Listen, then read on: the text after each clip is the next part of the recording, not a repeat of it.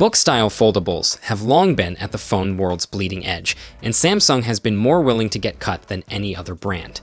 It's why we're now on the 6th generation Galaxy Z Fold, while rivals are either still warming up or have yet to attempt a folding phone of any sort. The new Galaxy Z Fold6 inherits squared-off styling from the Galaxy S24 Ultra, adds the latest custom-tuned Snapdragon silicon, and a double dose of Galaxy AI software smarts. An ever-so-slightly larger cover screen with slimmer bezels aims to improve usability in phone form, too. But these are all pretty minor upgrades in the face of foldable rivals that have really started heating up recently. Has the firm fumbled the chance to prove it's still the undisputed foldable champ? Or is there simply not enough serious competition for that to matter?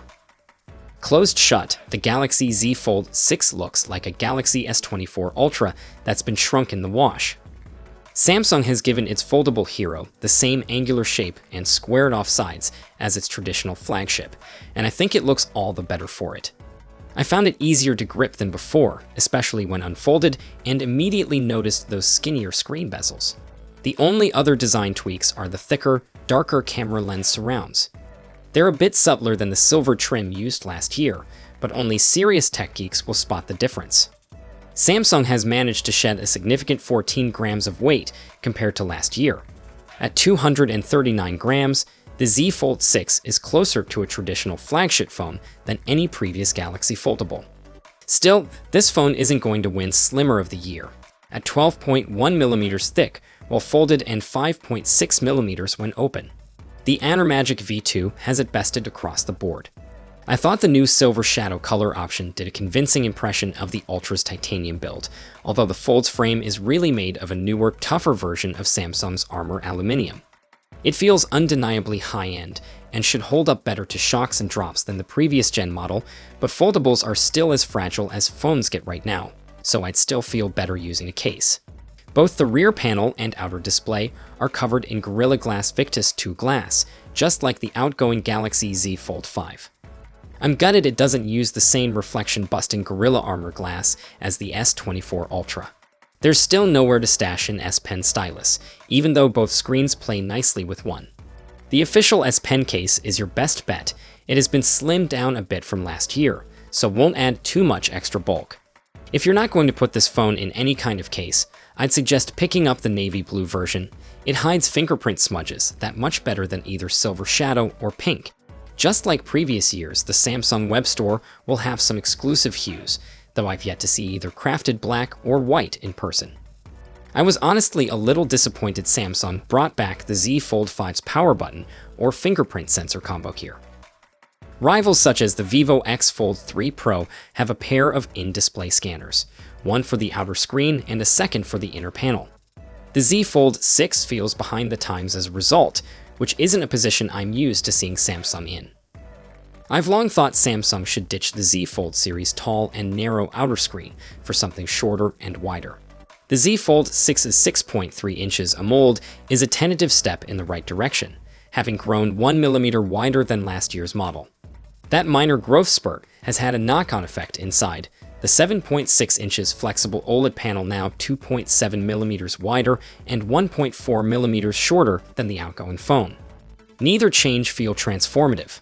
I still had more typos when tapping out texts on the outer screen than with a regular smartphone, or any number of foldables with wider cover displays. You're still getting two fantastic screens, with adaptive 120Hz refresh rates and enough resolution to make streaming videos look brilliantly detailed. Colors have that signature Samsung pop, contrast is exceptional, and viewing angles are top-notch too. The inner screen's crease is still a bit too easy to spot, though, with rivals now packing hinges that hide it better. Peak brightness has taken a huge leap from last year. 2600 nits is effectively double what the Z Fold 5 could manage.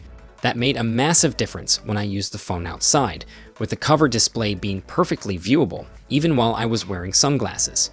The inner screen's plastic protector still struggles with light reflections, but the brightness boost makes websites and social media apps far easier to scroll through. Just don't try watching dark streaming TV shows without finding some shade first. The Z Fold 6 has a great set of speakers, which pump out plenty of volume and a well-balanced sound that eclipses the ON+ Open and Magic V2.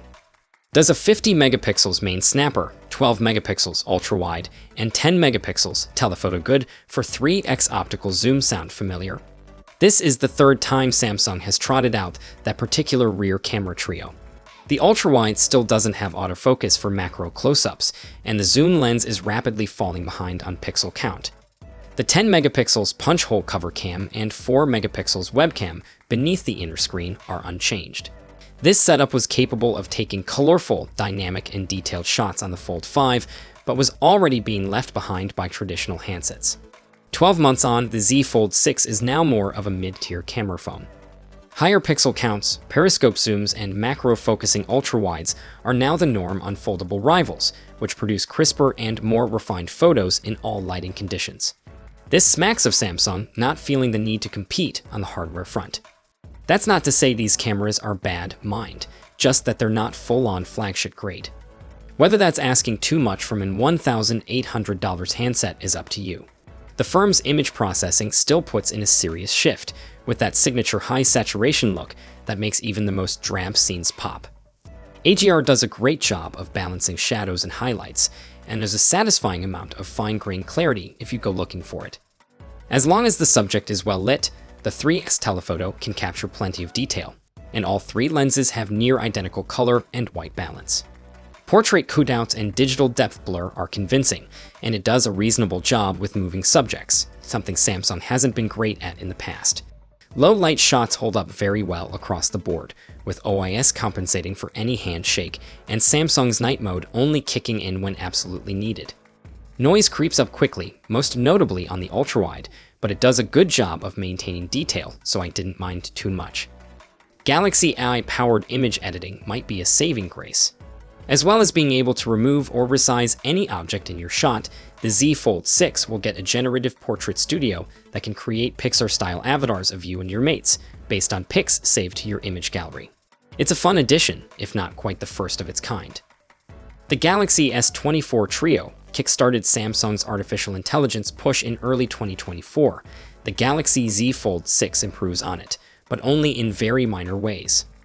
Circle to search, which is really more of a Google thing than a Samsung one, can now translate any text you highlight, create link previews for highlighted QR codes, and break down mathematic equations. AI-generated suggested replies in the Samsung Messages app can now digest the last 10 or so messages sent to a particular contact, then create replies that more closely match your tone of voice. Everything else Samsung added to the Galaxy Z Fold 5 through a software update following the S24 launch makes the cut here. That means generative image resizing, voice translation and audio transcription in real time, and article summaries for long web pages. They're all impressive demos of how I can be helpful, but whether you'll use any regularly is up for debate. Otherwise, it's the same familiar Samsung foldable experience, with the option to have 3 apps open at once, plus another in a floating window, made easier with Android 14's multitasking-friendly app toolbar. There's an abundance of Samsung software and the usual extensive feature set that can be a little overwhelming for first-time Samsung phone owners. But you can't deny it's comprehensive. A big thumbs up for the firm committing to 7 years of Android software updates too. No other foldable has such a long shelf life, at least on paper.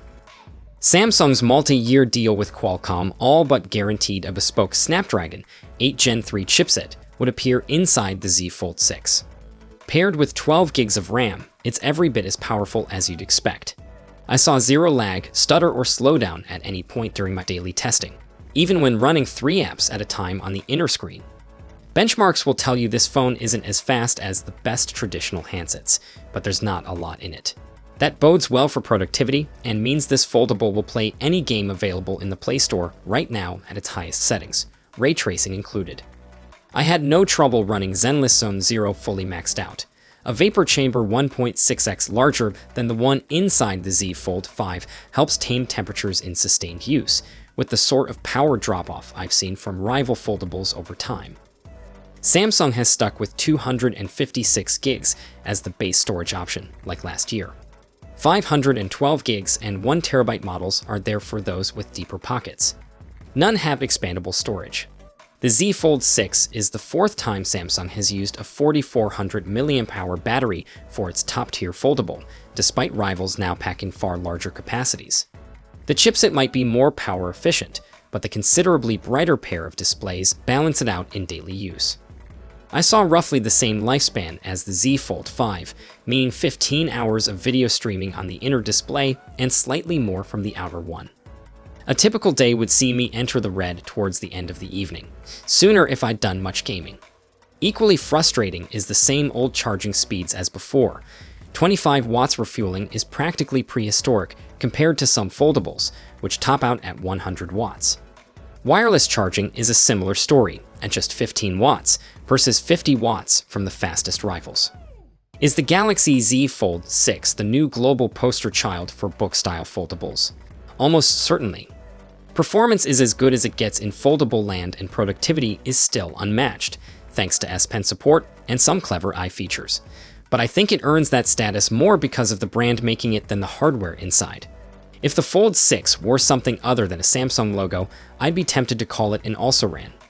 Rivals have it licked for slim dimensions, battery life, charging speeds, and camera sensors that get close to the best non-folding flagships.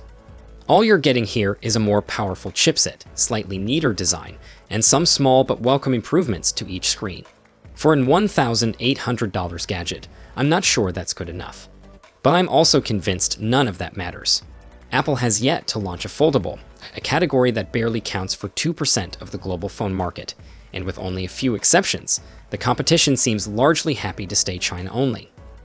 To conclude in one line, it is the best version of Samsung's book-style foldable, but it isn't the leap forward fans look for in light of rapidly improving rivals. So, what are your thoughts on the latest Z Fold 6? Share your opinion if you have already bought it in the comment section below, and for more updates you can check out our channel, and I'll see you all in the next one. Until then, take care.